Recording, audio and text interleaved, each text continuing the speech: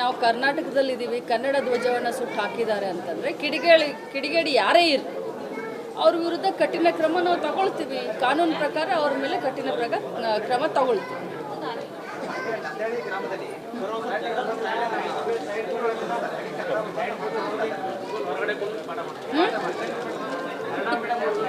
ಇದು ನನ್ನ ಕ್ಷೇತ್ರ, ನನಗೆ ಗೊತ್ತಿಲ್ಲ, ನಿಮಗೆ ಗೊತ್ತಾಗಿದೆ. ಏನು ನನಗೆ ಇದ್ರ ಬಗ್ಗೆ ಸ್ವಲ್ಪ ಹೇಳಿ ನೋಡೋಣ. ಯಾಕೆಂದರೆ ನನಗೆ ಗೊತ್ತಾಗಬೇಕಲ್ಲ ಫಸ್ಟಿಗೆ.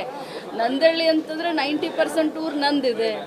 ಮನೆಗೂ ಹೆಸರಿಗೂ ಹಿಡಿದು ಕರಿತೀನಿ ನನ್ನ ಜನರನ್ನ. ನನಗೆ ಯಾರೂ ಒಮ್ಮೆನೂ ಯಾರೂ ಹೇಳಲ್ಲ, ಮತ್ತು ನೀವು ಇದನ್ನು ಹೇಳ್ತಾ ಇದ್ರಿ. ಇದು ಹೊಸ ಸುದ್ದಿ ನನಗೆ. ಹಾಂ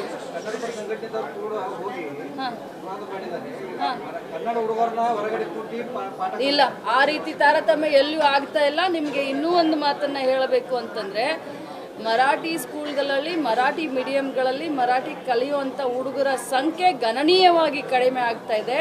ಮರಾಠಿ ಪಾಲಕರು ಕೂಡ ಕನ್ನಡ ಮೀಡಿಯಂಗೆ ತಮ್ಮ ಮಕ್ಕಳನ್ನು ವಿದ್ಯಾಭ್ಯಾಸಕ್ಕೆ ಕಳಿಸ್ತಾ ಇದ್ದಾರೆ. ಇದು ನನ್ನ ಕ್ಷೇತ್ರದಲ್ಲಿರುವಂಥ ಸುದ್ದಿ. ಆಯಿತಾ? Thank you.